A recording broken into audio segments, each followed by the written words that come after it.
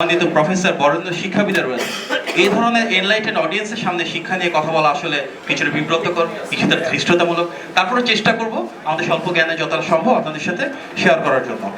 আমরা যদি এখানে দেখি, রয়েছেন প্রফেসর ওবায়দুল ইসলাম স্যার, রয়েছেন প্রফেসর মোর্শেদ হাসান স্যার, রয়েছেন professor Hafizur Rahman sir, Shah Shamim Ahmed sir, এখানে সোহাগ আওয়াল ভাই, প্রফেসর আবুল কালাম সরকার স্যার, রয়েছেন সাবেক আমাদের ভিসি আফম ইউসুফ হায়দার স্যার, রয়েছেন আমাদের বর্তমানের ভিসি আক্তার হোসেন খান স্যার, রয়েছেন এখানে অনেক প্রো ভিসি লুথুর ভাই রয়েছেন, নুরুল ইসলাম ভাই রয়েছেন। প্রত্যেকেরই কিন্তু একটা কমন পরিচয় রয়েছে, সেটা হচ্ছে আপনারা যেমন একদিকে দেশের অন্যতম প্রধান এবং বরেণ্য শিক্ষাবিদ, একই সাথে সবাই কিন্তু গণতান্ত্রিক অভিযাত্রায় জাতীয়তাবাদী আদর্শকে ধারণ করে। এখানে আজকে যারা রয়েছে প্রত্যেকের একটা কমন পরিচয় যে আমরা গণতন্ত্র, স্বাধীনতা, সার্বভৌমত্বের পক্ষের মানুষ। সেটি আমরা সবসময় প্রতিষ্ঠা করতে চেয়েছি বাংলাদেশে। কিন্তু এটা খুব সহজ কোনো জার্নি ছিল না। গত 16 বছরের গণতান্ত্রিক অভিযাত্রায় সব শ্রেণী পেশার মানুষের মতন করে আপনাদেরও কিন্তু অনেক ত্যাগ সংগ্রামের ভেতর দিয়ে যেতে হয়েছে। আজকে এখানে আমাদের ভিসি স্যার রয়েছেন, উনি ওপেন ইউনিভার্সিটির ভিসি হতে পেরেছেন কেন? কারণ ফ্যাসিবাদের পতন ঘটেছে। গত 16 বছরে উনি সেই মেধার মূল্যায়ন পায়নি। আজকে মোর্শেদ ভাই রয়েছেন, উনি শুধুমাত্র শহীদ প্রেসিডেন্ট জিয়াউর রহমানের উপর একটা আর্টিকেল লেখার কারণে চাকরি থেকে অব্যাহতি পেয়েছিলেন। উনিও ওনার মেধার মূল্যায়ন পান নাই। অর্থাৎ প্রতিটা ক্ষেত্রে গত 16 বছর ধরে আমরা বৈষম্য দেখেছি, বিভাজন দেখেছি, যেখানে শুধুমাত্র একটি রাজনৈতিক দল ফ্যাসিবাদের সাথে যারা সম্পৃক্ত ছিল তারা প্রতিনিয়ত প্রমোশন পেয়েছে, তারা প্রতিনিয়ত রিওয়ার্ডেড হয়েছেন। আর যারা গণতন্ত্রের পক্ষের মানুষ, যারা জাতীয়তাবাদী শক্তির ধারক, তারা প্রতিনিয়ত বঞ্চিত হয়েছেন। এই যে বৈষম্য, সেই বৈষম্যকে ভেঙে দেওয়ার জন্য কিন্তু গত বছর সেই জুলাইয়ের গণ অভ্যুত্থান হয়েছে, যেখানে আমরা চেয়েছিলাম এমন একটা বাংলাদেশ যেখানে মেধার মূল্যায়ন হবে, যেখানে বৈষম্য থাকবে না। আজকে আমাদের যে আলোচনা শিক্ষা কর্মসংস্থান নিয়ে, সেই শিক্ষা এবং কর্মসংস্থান যদি আমরা সেভাবে করতে পারি যেখানে আমাদের শিক্ষা ব্যবস্থার মাধ্যমে কর্মসংস্থানের সাথে সম্পৃক্ত যে স্কিলস, যে ক্যাপাসিটিস, যে ক্যাপাবিলিটিস, সেগুলো আমরা আমাদের শিক্ষার্থীদের ভিতরে ট্রান্সলেট করতে পারবো, তাদেরকে সেগুলো ইমপ্ল্যান্ট করতে পারবো, তাদেরকে সেভাবে গ্রুম করতে পারবো, তাহলে কিন্তু গণ অভ্যুত্থানের একটা মৌলিক আকাঙ্ক্ষা পূরণ হবে। এই গণ অভ্যুত্থান শুধুমাত্র বিএনপির বা নির্দিষ্ট রাজনৈতিক দলের ছিল না। এখানে বিএনপির মতন করে বাংলাদেশে খুব যে গণতান্ত্রিক রাজনৈতিক দল ভূমিকা রেখেছিল, এবং আপনাদের শিক্ষকদের মতন করেই কিন্তু প্রতিটি শ্রেণীর, প্রতিটি পেশার মানুষ যার যার জায়গা থেকে রুখে দাঁড়িয়েছিল। আমাদের সবার প্রত্যাশা ছিল সেই বাংলাদেশ গড়ে তোলা যেখানে জীবনে ভালো করার জন্য, চাকরি পাওয়ার জন্য, ব্যবসা করার জন্য নির্দিষ্ট কোনো দল করতে হবে না, নির্দিষ্ট কোনো আদর্শ করতে হবে না। আমি করছি সে বিএনপির ভারপ্রাপ্ত চেয়ারম্যান জনাব তারেক রহমান কিন্তু এই ধরনের একটি বাংলাদেশ গড়ার জন্য সেই 2013 সালে বলেছিলেন যে বাংলাদেশে যে বিদ্যমান কোটা ব্যবস্থা আছে সেটি ভেঙে দিয়ে কোনোভাবে 5%-এর বেশি কোটা থাকা উচিত না। সেটি তিনি বলেছিলেন আজ থেকে 12 বছর আগে। সে মেধা ভিত্তিক এবং বৈষম্যহীন বাংলাদেশ গড়ার প্রত্যয়ে তিনি কিন্তু শিক্ষা বিষয়ে সুনির্দিষ্ট কিছু পলিসিও দিয়েছেন। আপনারা নিশ্চয়ই দেখেছেন ওনার বক্তব্য বিবৃতিতে বারবার উঠে এসেছে কিভাবে আমরা সেই বাংলাদেশ গড়ে তুলতে চাই যেখানে আমাদের যারা প্রাইমারি স্কুলের শিক্ষক রয়েছেন ওনাদেরকে আরো বেশি এম্পাওয়ারমেন্ট করা সম্ভব হয়। অনেক দেশে দেখা যায় কমিউনিটি সার্ভিসে ছাত্রছাত্রীদেরকে সম্পৃক্ত করা হয়। আমরা আমাদের স্কুল কারিকুলামে সেগুলোকে ইন্টিগ্রেট করতে চাই, এবং ইউএন অর্থাৎ জাতিসংঘের প্রতি বছরে প্রায় 100-এর উপর নির্দিষ্ট দিন থাকে, সে প্রত্যেকটা ডে এর একটা সিগনিফিকেন্স থাকে। সেই ডেগুলোকে কিভাবে আমরা স্কুল কারিকুলামে ইন্টিগ্রেট করতে চাই সেগুলোর জন্য ক্লাস 6 থেকে আমরা কাজ শুরু করব।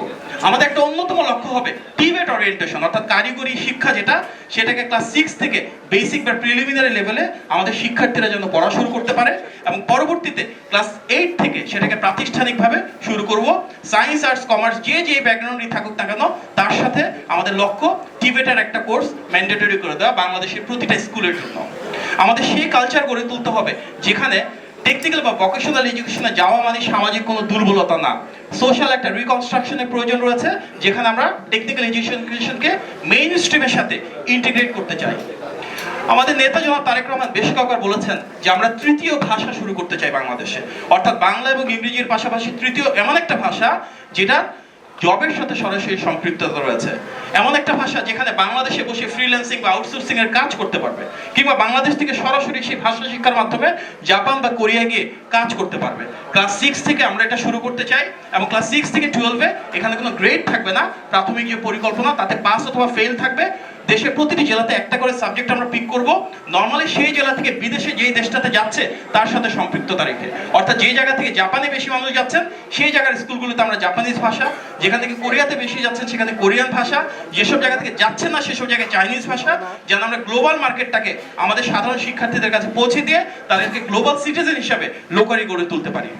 আমাদের একটা অন্যতম লক্ষ্য আমাদের টার্সিয়ারি লেভেলে, বিশেষভাবে ন্যাশনাল ইউনিভার্সিটিতে ইন্ডাস্ট্রি একাডেমি কোলাবোরেশন যেন আমরা বাড়াতে পারি, যে ইন্ডাস্ট্রি লিঙ্কেজের মিসিং লিঙ্ক আছে সেটাকে আমরা আরো জোরদার করতে পারি এবং স্কিল এনহ্যান্সমেন্ট করতে পারি।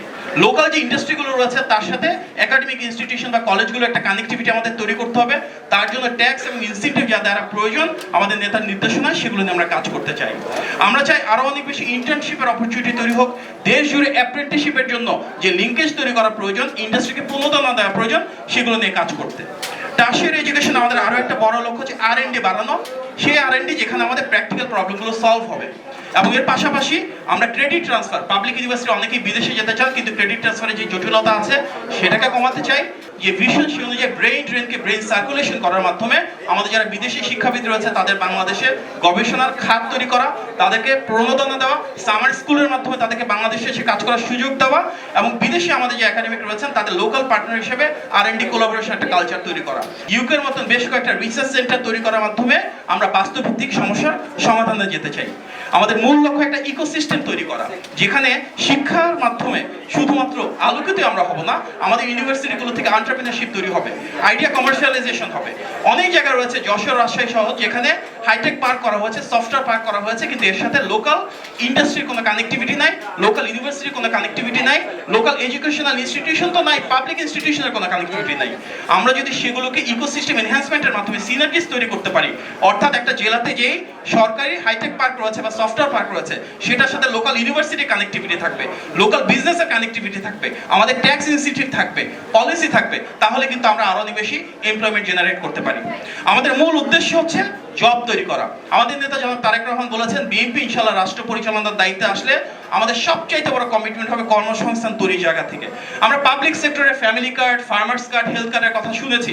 আমরা নিশ্চয়ই শুনেছি যে আমাদের প্রায় 1 লক্ষ নারী নিয়োগ দেওয়া হবে, যাদের মূল দায়িত্ব হবে হেলথ কেয়ারার হিসেবে, স্বাস্থ্যসেবা কর্মী হিসেবে প্রত্যন্ত অঞ্চলে তৃণমূলে ছড়িয়ে দেওয়ার জন্য। এর মাধ্যমে আমরা ব্যাপকভাবে পাবলিক সেক্টরে যেমন কর্মসংস্থান তৈরি করব, কৃষকদের ক্ষমতায়ন করব, ফ্যামিলি কার্ডের মাধ্যমে নারীর ক্ষমতায়ন করব, ঠিক একই সাথে কিন্তু আমাদের প্রাইভেট সেক্টরেও অ্যাগ্রো বেসড ইন্ডাস্ট্রির দিকে মনোনিবেশ করতে হবে, যেন গার্মেন্টস এবং আমাদের ম্যান পাওয়ার এক্সপোর্টের পাশাপাশি অ্যাগ্রো বেসড এক্সপোর্টটাকে আমরা সামনের দিকে নিয়ে যেতে পারি।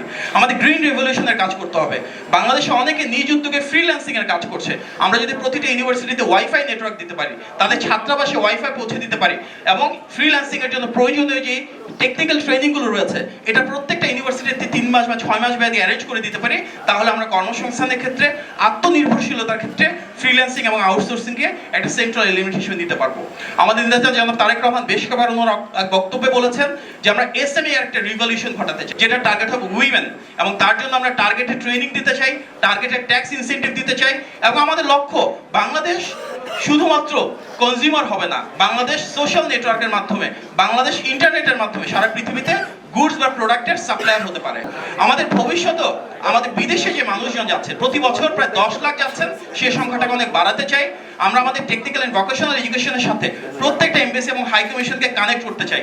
আমাদের নেতা জনাব তারেক রহমানের ভিশন হচ্ছে প্রত্যেকটা দেশে আমরা কেপিআই দিব, কোন এমবেসি কত মানুষ এখানে ইম্পোর্ট করে নিয়ে যাচ্ছে, অর্থাৎ বাংলাদেশ থেকে জনশক্তি রপ্তানিটা আমরা কিভাবে বাড়াতে পারি। বর্তমানে যারা বিদেশে যাচ্ছেন তার প্রায় 95% পুরুষ। আমাদের নারী সংখ্যা বাড়াতে হবে বিদেশে যাওয়ার ক্ষেত্রে। যারা যাচ্ছেন তার প্রায় 70% আনস্কিলড। আমরা চাই সেমি স্কিলড এবং স্কিল মাইগ্রেশন যেন বাড়ে, এবং আমাদের মূল লক্ষ্য হবে মার্কেটটাকে ডাইভার্সিফাই করা, কারণ বর্তমানে যারা যাচ্ছেন তাদের প্রায় 70% শুধুমাত্র সৌদি আরবে যান। এর পাশাপাশি গ্লোবাল মার্কেটটাকে আমাদের এক্সপ্লোর করতে হবে, যেন জনশক্তি রপ্তানির মাধ্যমে আমরা 10 লাখ যে সংখ্যাটা আছে এটাকে আগামী 2 বছরের মাঝে অন্ততপক্ষে 20 লাখে পৌঁছে দিয়ে যেতে পারি। আমাদের অনেক নারী রয়েছেন যাদেরকে আমরা নার্স হিসেবে, সোশ্যাল কেয়ারার হিসেবে ফিলিপাইন্সের মডেলে বিশ্বের বিভিন্ন জায়গায় পাঠাতে পারি। সুতরাং আগামীর যে বাংলাদেশ হবে সেটা যদি সত্যি বৈষম্যহীন হতে হয়, সেটা যদি সত্যি মেধাভিত্তিক হতে হয়, তাহলে আমাদের যারা শিক্ষক রয়েছেন ওনাদের উপর সবচেয়ে বেশি দায়িত্ব থাকবে। আমাদের নেক্সট জেনারেশনে যেসব এমপ্লয়ি রয়েছেন তাদেরকে সেভাবে স্কিল হিসেবে গড়ে তোলা, তাদেরকে সেভাবে কেপেবল করে তোলা, তাদের মাঝে সেভাবে ক্যাপাসিটি ডেভেলপ করা। এই যে গণতান্ত্রিক পথযাত্রা, এখানে ইউটিউবের একটা অসাধারণ ভূমিকা ছিল। আপনারা শিক্ষকরা রাজপথে নেমে এসেছিলেন, আপনারা মামলার শিকার হয়েছেন, হামলার শিকার হয়েছেন, রাজপথে গুলিবিদ্ধ হয়েছেন, রাজপথে বারবার প্রেরিত হয়েছেন, কিন্তু তারপরও গণতন্ত্রের জন্য, দেশের স্বাধীনতা এবং সার্বভৌমত্বের জন্য 16 বছরের সুদীর্ঘ আন্দোলনে একদম অগ্রসৈনিক হিসেবে ভূমিকা রেখেছিলেন। গত 1 বছরে সেই ভূমিকা কিছুটা পরিবর্তিত হয়েছে।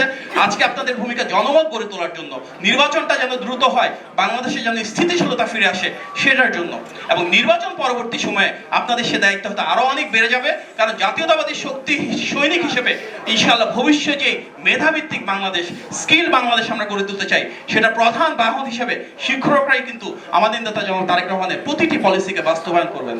সেই বাস্তবায়নের দায়িত্ব আপনার। ওনার যে ভিশন রয়েছে সেটাকে কিভাবে ম্যাটেরিয়ালাইজ করা যায়, সেটাকে কিভাবে প্র্যাকটিক্যালি ইমপ্লিমেন্ট করা যায়, এবং আগামীর বাংলাদেশে যেন আমাদের প্রতিটি তরুণের জন্য আমরা চাকরির নিশ্চয়তা করতে পারি, প্রতিটি তরুণদেরকে আমরা যোগ্য এবং দক্ষ হিসেবে আধুনিক বাংলাদেশের সুনাগরিক হিসেবে গড়ে তুলতে পারি, তার সবচেয়ে বড় বাহন আমাদের শ্রদ্ধেয় শিক্ষকবৃন্দ। আপনারা সবাই ধৈর্য ধরে আমার কথা শুনেছেন। ইনশাআল্লাহ আমরা কাঁধে কাঁধ মিলিয়ে আমাদের নেতা জনাব তারেক রহমানের হাতকে শক্তিশালী করার মাধ্যমে সেই স্কিল বাংলাদেশের পথযাত্রায়